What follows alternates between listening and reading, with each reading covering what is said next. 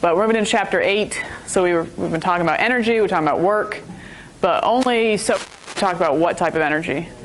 Kinetic. All right, so now potential energy. That's what we're dealing with here in chapter 8.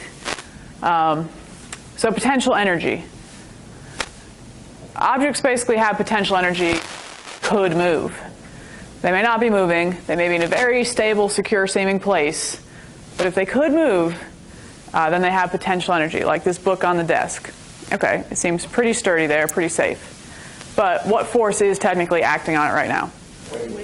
Weight. The force of gravity is pulling it downward, so it could fall. Of course, the desk would have to move, but it could fall.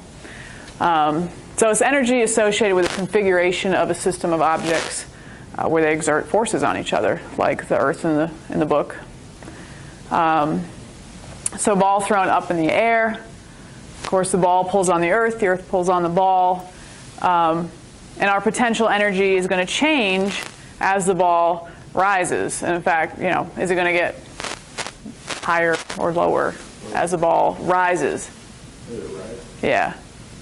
What's going to happen to its potential energy from what we remember in physical science? The higher the object is above the ground, the more potential energy it has. So the two types of potential energy that we will talk about, of course, gravitational potential energy, which we have done or talked about in physical science.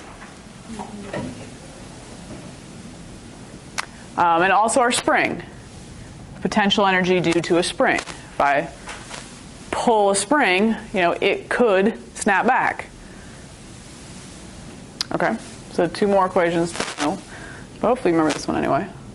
And that one's very similar to our work due to a spring formula. We're just taking the part of it, the 1/2 kx squared part, the potential at any one certain position. Okay, so we just talked about this. As the ball rises, the work, let's talk about the work first instead of potential energy. As the ball rises, the work done by weight is what? Positive or negative?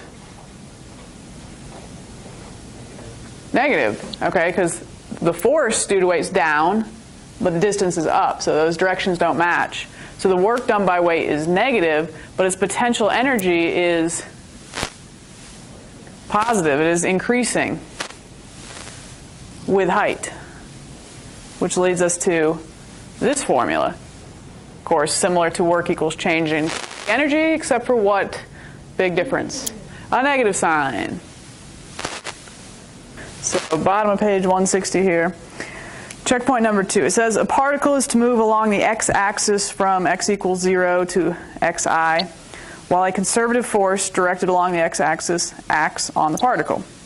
The figure shows 3 situations in which the magnitude of that force varies with x. The force has the same maximum magnitude F1 in all 3 situations.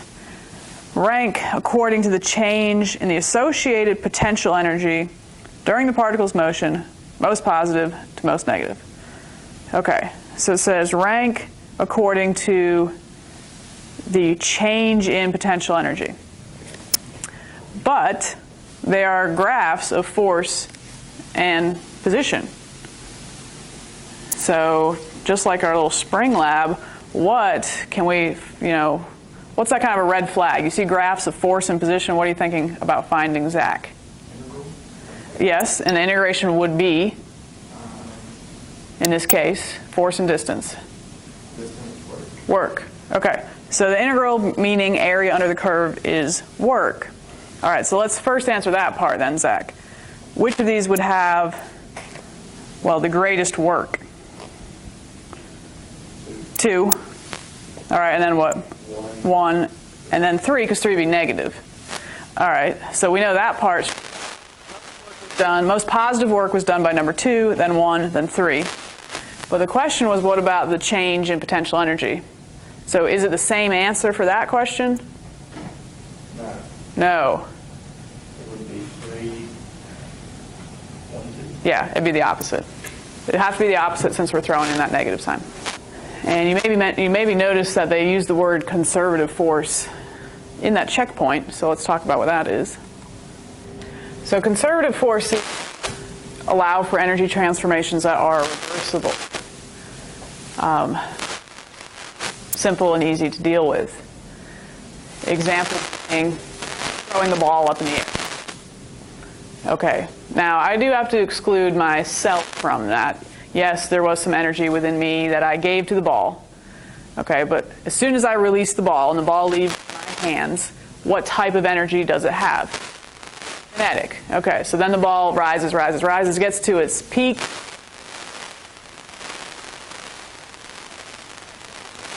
And then it's going to fall back down and get back to kinetic right before it hits the ground. So that's a reversible situation.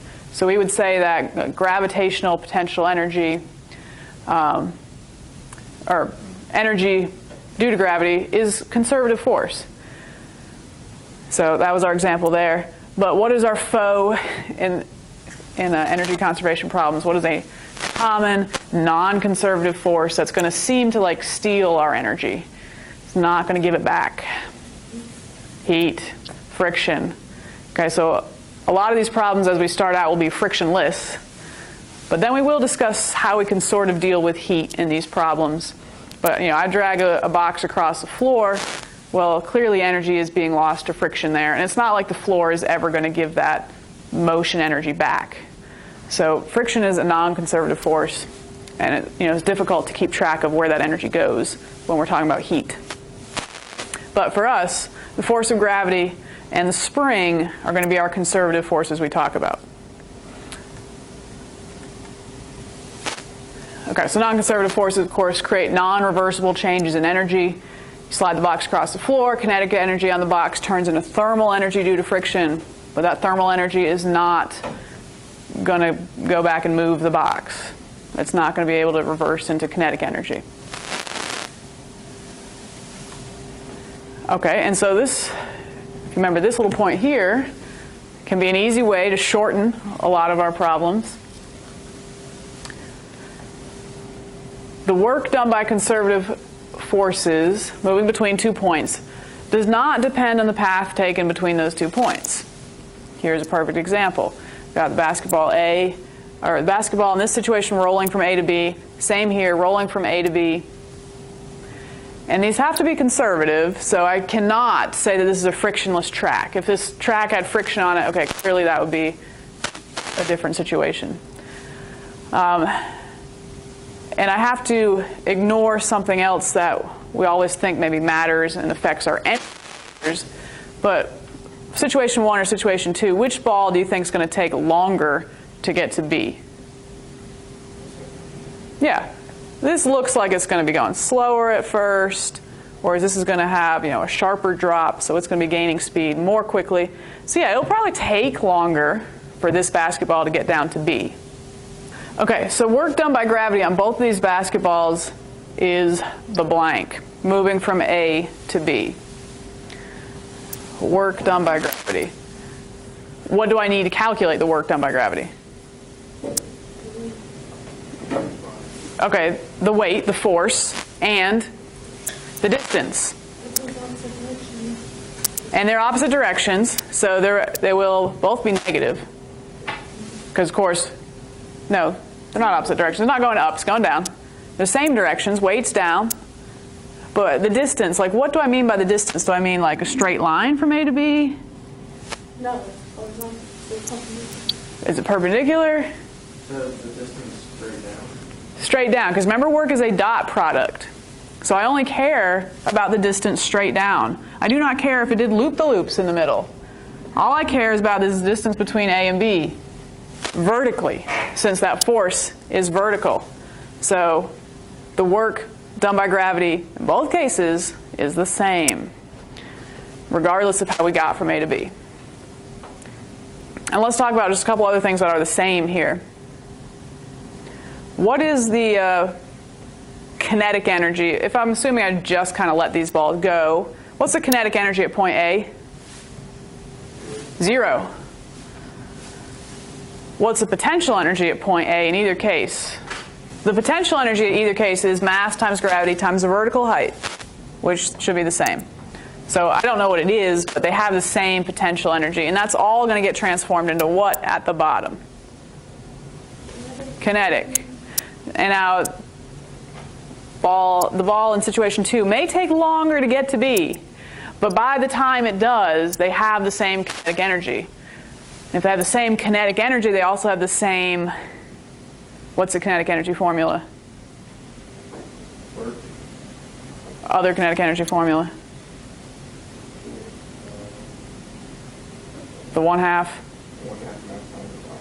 1/2 mass times velocity squared. So if they have the same kinetic energy at point B, they also have the same velocity at point B.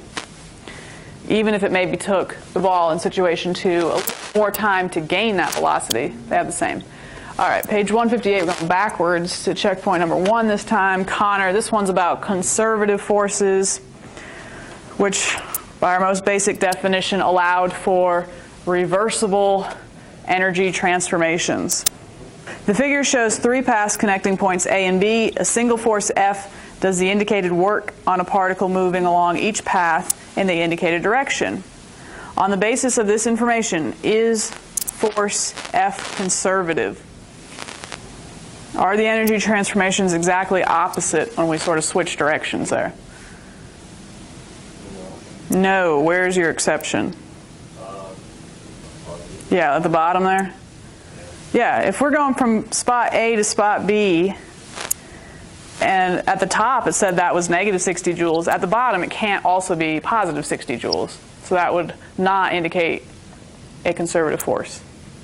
The sum of potential and kinetic energy is often just called mechanical energy. It's the whole mechanical energy of the system. And we indicate that with just big capital E. And if you have conservative forces, that mechanical energy should never change. It can change between potential and kinetic, but the total mechanical energy in a system should not change if we're talking about conservative forces. All right, so let's quickly come up with our slightly longer version of mechanical energy being conserved. So what does change in K mean again? What does change in mean? Final minus initial.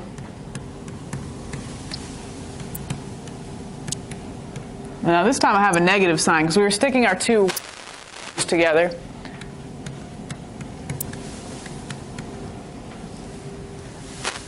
So just remember that negative sign.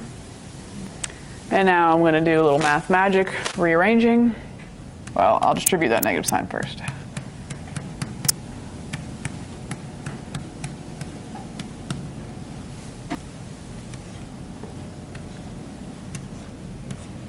I'm going to change all my signs for one moment.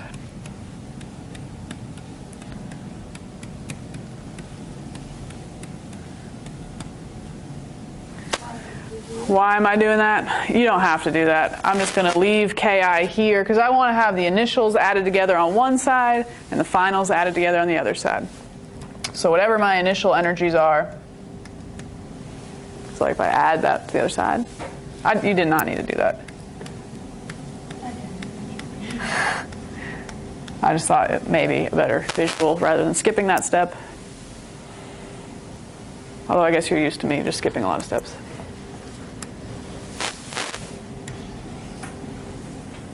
This is going to be our conservation of energy. Very important. Very helpful. Kinetic energy, we really just have one simple formula for that, 1/2 mv squared. But potential energy, we have 2 possible forms of potential energy. What were those again? Good. Gravitational potential energy and elastic potential energy. Is it possible for an object to have, at the same time, gravitational potential energy and potential energy due to a spring? Sure. Sure. Spring hanging, something attached to a spring above the ground. Absolutely. So simply be a little careful here and making sure that you've addressed all the possibilities for potential energy. Is a spring involved? Is gravitational potential energy involved? Because you may have two forms of potential energy and on either side. Okay. Again, this is conservation of energy equation. All right, one more checkpoint. Emily, this one's to you, 161. Says the figure shows 4 situations in 1 in which an initially stationary block is dropped, and 3 in which the block is allowed to slide down a frictionless ramp. Okay, so very important that you see the word frictionless. If friction were added, that would change these answers for sure. Rank the situations according to the kinetic energy of the block at point B, greatest first. Let me ask you a different question first. Which one's going to take the longest to get to point B? The fourth one, okay. But that's not the question. So don't just assume for some reason that is the question asked. Yeah, the fourth one would take the longest to get there, but I'm not talking about the journey in between. I'm just talking about these points. Okay, so we can use our little change in our conservation of energy formula. If they're all dropped, what are all of their initial kinetic energies? 0. All right, potential energy. Is there a spring involved? No. Okay, and they're all the same height. So they all have the same initial mechanical energy. What about, finally, do they all reach ground level? Yes, so that would be 0. So the answer is they're all the same. Which is also the same answer for the next one. Rank them according to the speed of the block at point B greatest first. Well, by the time they all get to point B, they would be the same. Yeah, it will take number 4 longer for that to happen. But when it gets there, assuming it's frictionless, they'd all be the same. All right, quick graph. Remember our little pendulum?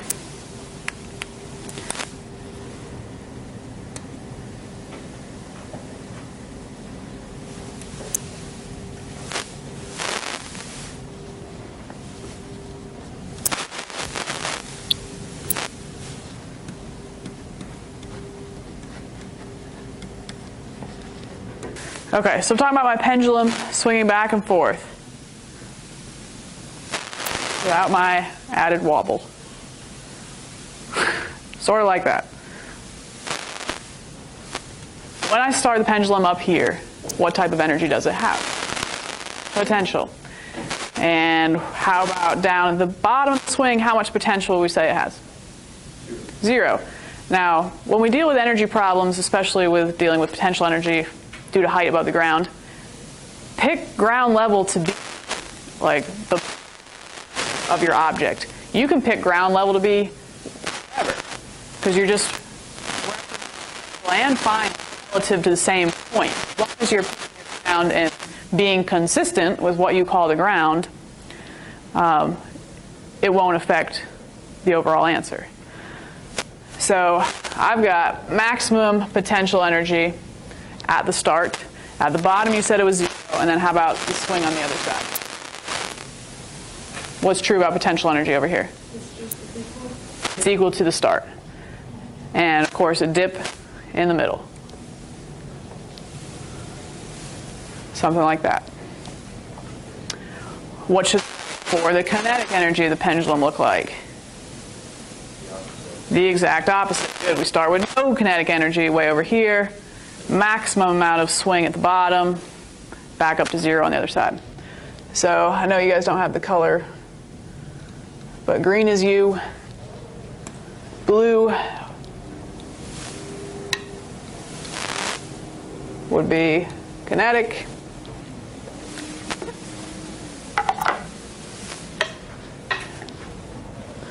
and at any given point, the total mechanical energy. So at any point where I want to pick a certain time, like, I don't know, right here, that plus that amount of potential energy plus that amount of kinetic energy should equal total amount of mechanical energy. Of course, you can see here where it's a max and this one's 0. All right, and then just one problem for today. Except we're going to do it twice, but it won't be that long. So a 3 kilogram mass starts and slides a distance d down into this spring on a frictionless, important 30-degree incline. While sliding, it contacts an unstressed spring of negligible mass. Mass slides an additional 0.2 meters as it's brought momentarily to rest. So from here to here. Find the initial separation d between the mass and the spring. And so try also solving using work is changing kinetic energy. Of course, either way would work. I need you guys to help me with these numbers.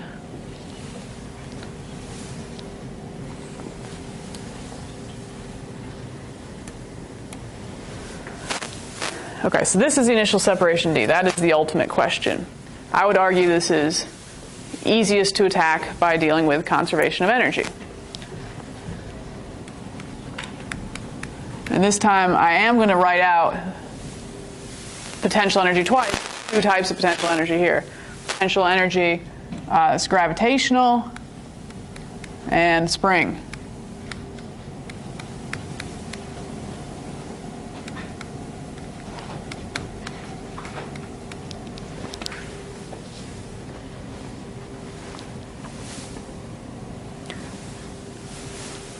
So it starts here, finishes maybe like here-ish.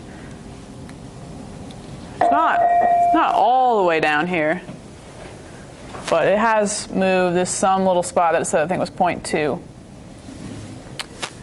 So merely talking about this is the initial spot, this is the final spot. Don't really care about what happened in between.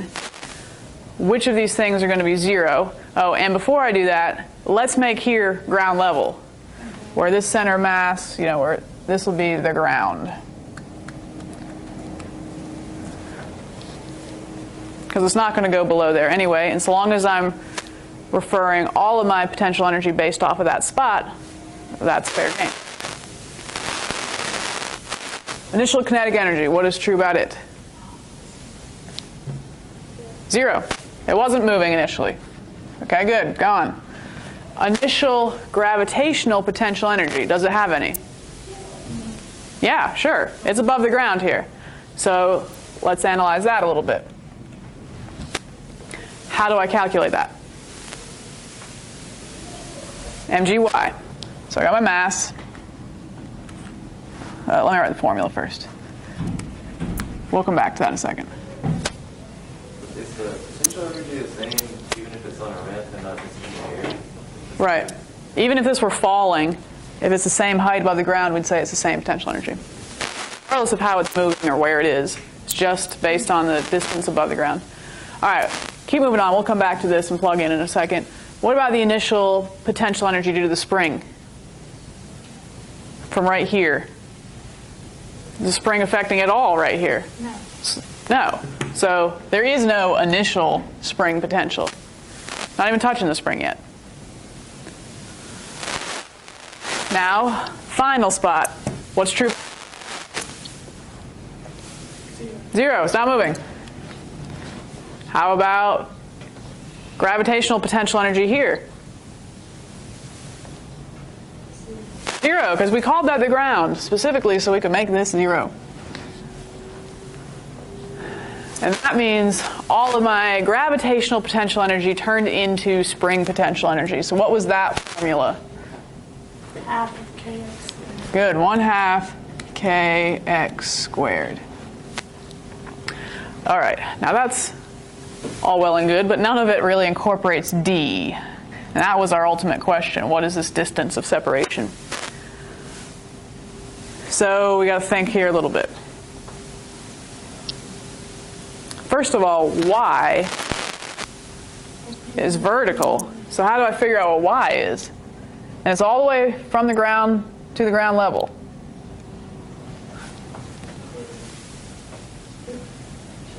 The cosine of the distance? All right, good. So I'm going to have to incorporate my little angle here. All right, so from here to here was d. And I know that this was 30 degrees. So here's part of my vertical answer. And what, based off of cosine, what is always opposite the 30-degree side? Remember our triangle? Yeah, half. Good. So if our hypotenuse is d, that was always like double the opposite of the 30, because 1, 2, square root of 3. Okay. So instead of calling this d, we're going to call this half d. that's not the higher vertical distance is a problem. That's just to where the spring began. Then it said the spring was compressed an additional 0.2. Is that correct? 0.2 meters? Yeah. But it's still 30 degrees, so that just means this little bitty section right here is how much? Yeah, so Half of 0.2. yeah, just like we did if that were the hypotenuse this time, like right here, little bitty triangle, that little spot would just be 0.1. So our vertical distance in terms of d, which is the answer we're looking for anyway, will be 0.1 plus half d. And our mass is 3, and our gravity, 9.81. And don't throw in a negative sign for gravity here. Potential energy actually could be negative if we said it were below ground level, but plug in gravity as simply the magnitude 9.81.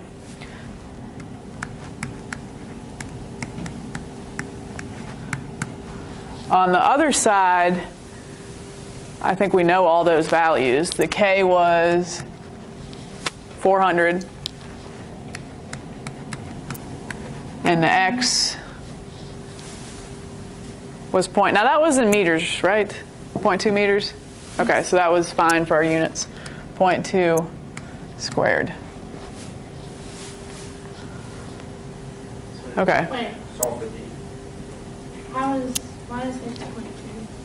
Because what does X mean? X is the either stretched or compressed distance from the resting distance. Oh, of just the spring. Of just the spring. I'm like, Of just the spring. Okay, so hoping you guys can do the math magic for me. Got a little bit of distributing to do there. I'll see if I can find the answer. Okay, so we do our math magic, and we get 0.34, and it is a distance, and we were using standard metric units, so meters.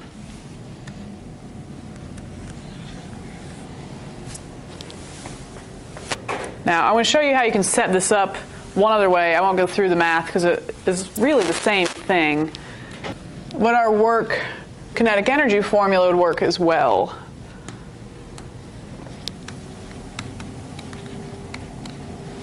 For this problem, where we already said the change in kinetic energy between here and down here was what? The change in kinetic energy from the initial spot of right here to the final spot of right here. zero. Is zero, because initial kinetic energy was 0, final kinetic energy was 0. So we knew work equaled 0. But what forces are doing work on the box? Okay. Okay, force, I can do force dot distance for specifically which force? Gravity. Okay, so we can break this into the work done by gravity plus the work done by the spring. All right, now the work done by gravity, is gravity helping it go down? Yes, so that should be a positive value, which again, like I said, this was sort of what we started with, but mg, and then I guess our y, but we had talked about how y, that vertical distance was 0.5 d plus 0.1. Okay, but that's just the work done by gravity. I have to also add in the work done by the spring, which has its own lovely equation that we derived through calculus. What was that equation?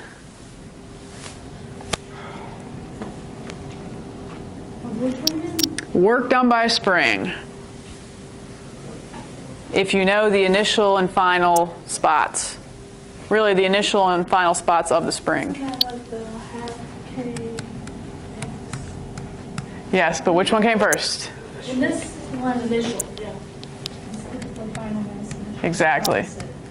It is opposite. And those are squared. All that equals 0. We have the k's, but initial was what? 0. And you kind of think of like this really was the same thing we started with. We said the potential energy, which is in this case the same formula for work due to gravity, was equal to the energy, potential energy of the spring, which is really just this part of it. How do we add it to the other side? So same thing. The end.